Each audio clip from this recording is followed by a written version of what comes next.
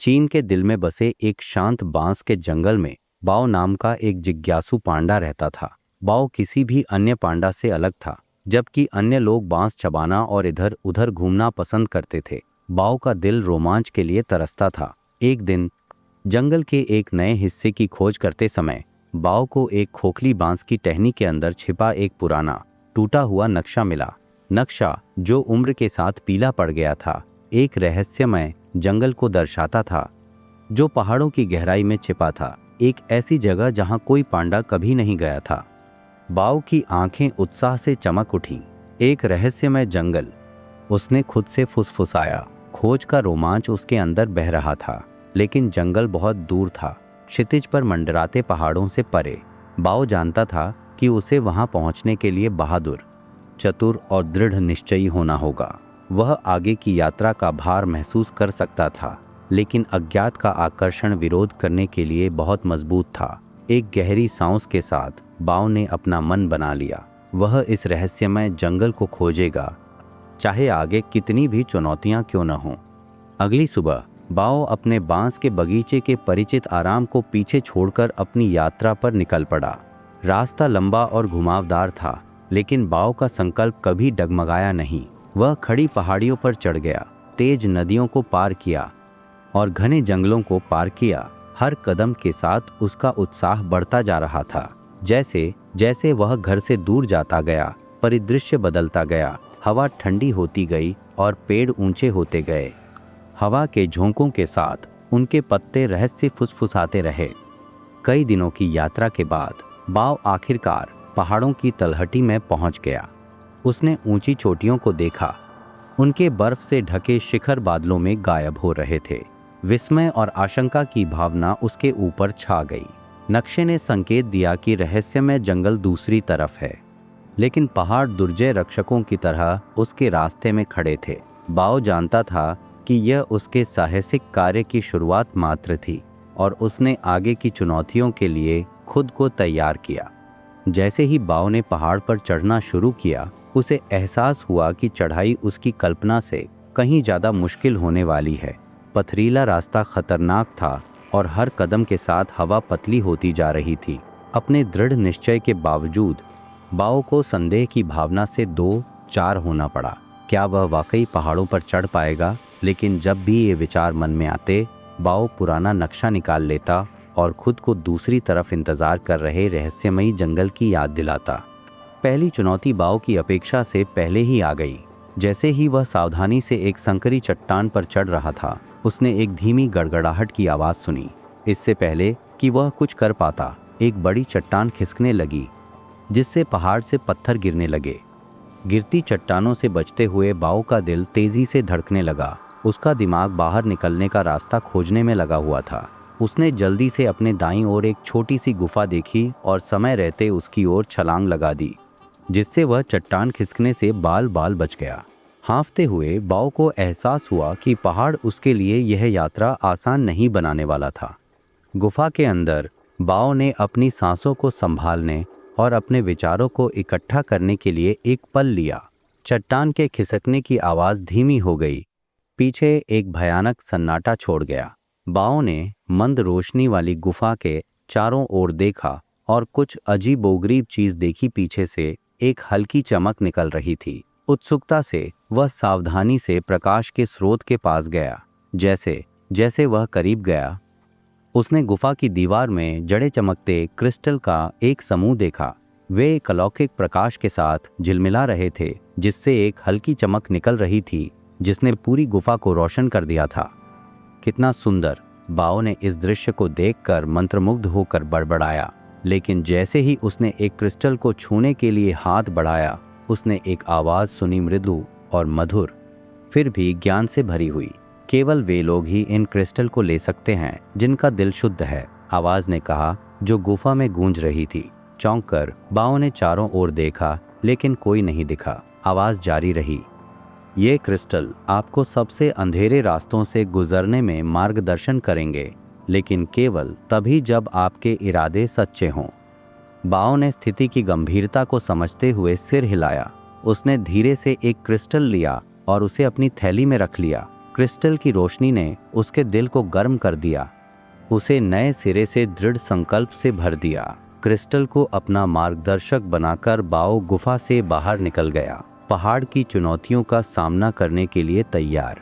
चट्टान खिसकने पर काबू पाने के बाद बाओ ने पहाड़ पर अपनी यात्रा जारी रखी। रास्ता और भी कठिन होता गया और मौसम ठंडा होता गया, लेकिन क्रिस्टल की चमक ने गर्मी और आराम प्रदान किया। जैसे ही बाओ एक पठार पर पहुंचा, उसने दूरी पर एक आकृति देखी जो धीरे धीरे उसकी ओर बढ़ रही थी। आकृति लबादा पहने हुए थी और उसका चेहरा हुड के नीचे छिपा हुआ था। बाओ का दिल धड़क उठाया, कौन हो सकता है? क्या यह दोस्त था या दुश्मन? जैसे ही आकृति पास आई, बाओ ने देखा कि यह एक भूरे बालों वाला बूढ़ा पांडा था। उसकी आंखें शरारत और ज्ञान से चमक रही थीं।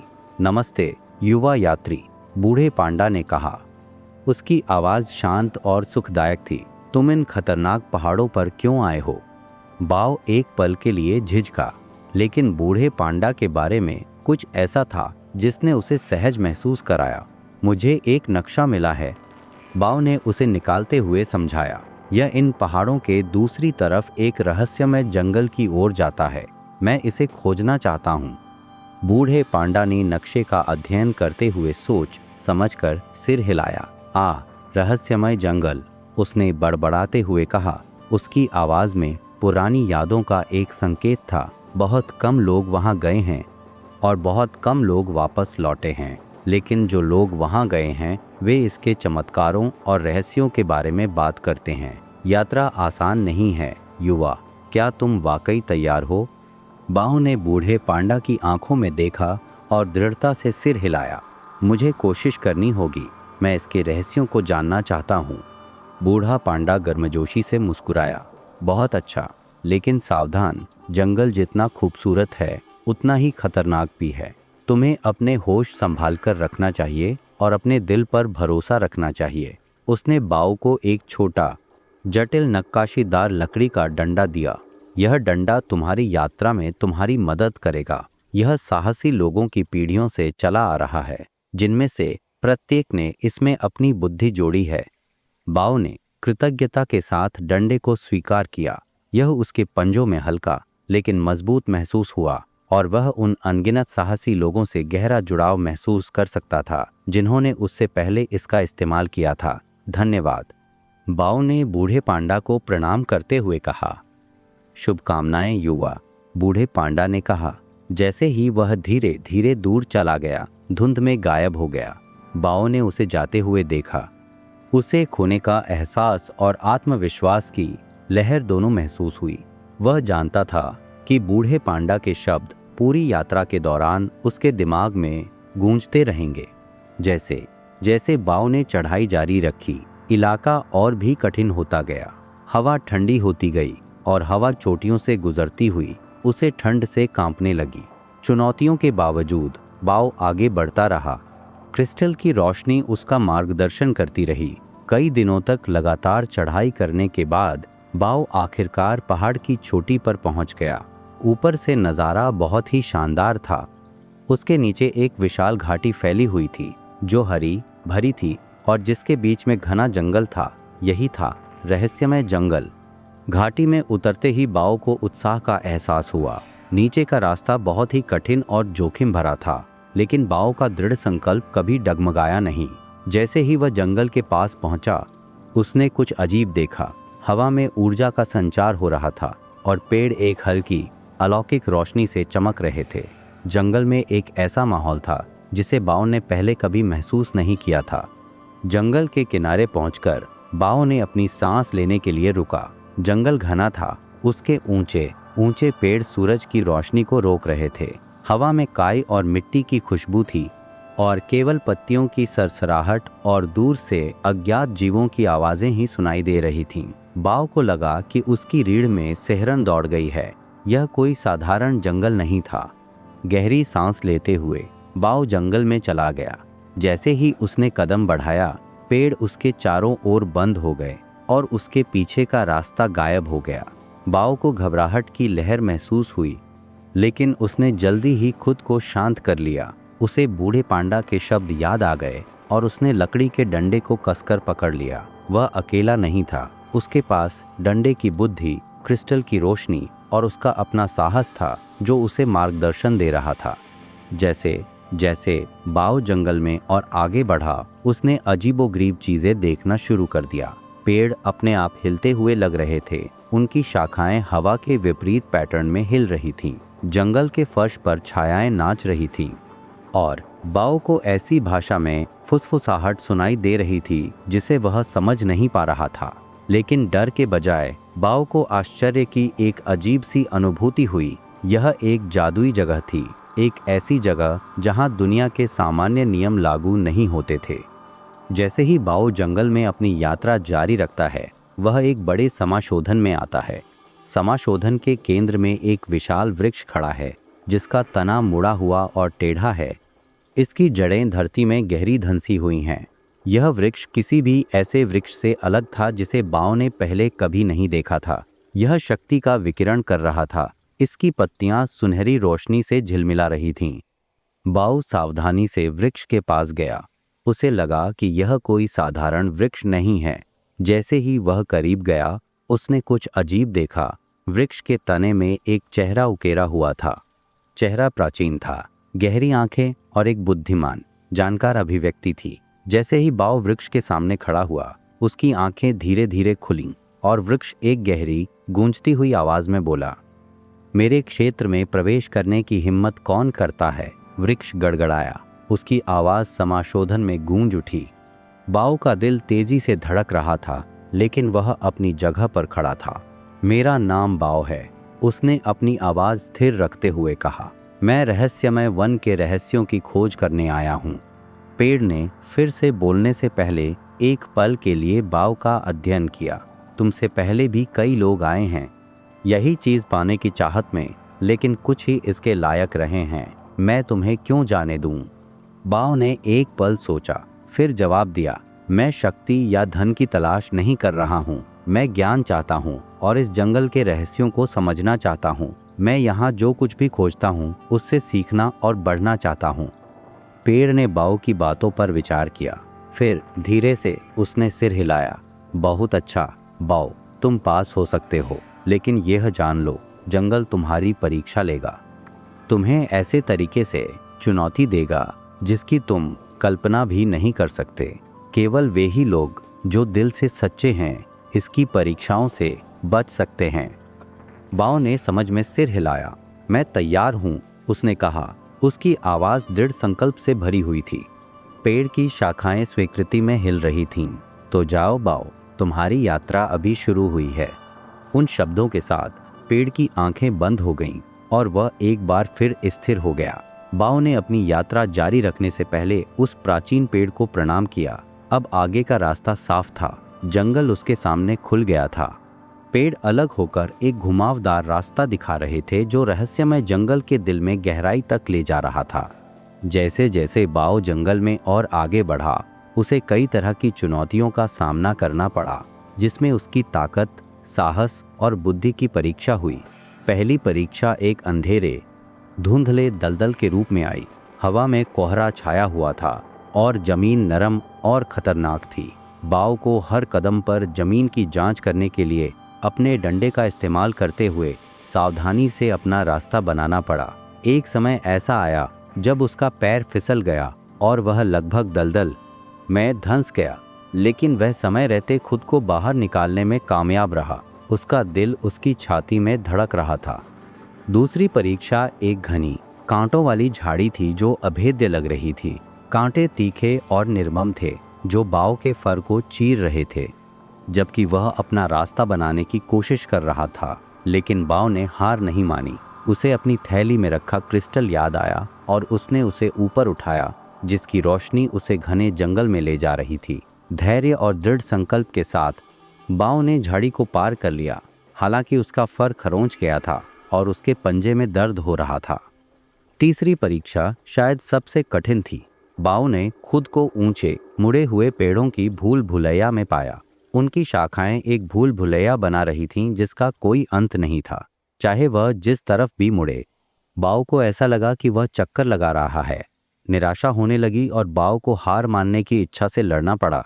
लेकिन फिर उसे बूढ़े पांडा की सलाह याद आई, अपने दिल पर भरोसा करो। बाव ने अपनी आंखें बंद कीं, एक गहरी सांस ली और अपनी सहज प्रवृत्ति को अपना मार्गदर्शक बनने दिया। धीरे धीरे लेकिन निश्चित रूप से वह भूल भुलैया से अपना रास्ता खोजने लगा। प्रत्येक कदम के साथ रास्ता साफ होता जा रहा था। आखिरकार घंटों लगने के बाद बाव भूल भुलैया से बाहर निकला। वह थक चुका था। उसका शरीर उन परीक्षणों से दर्द कर रहा था जो उसने सहे थे, लेकिन उसका हौसला अटूट था।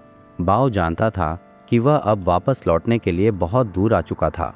जंगल का दिल पास था और इसके साथ ही वे उत्तर भी जो उसे चाहिए थे।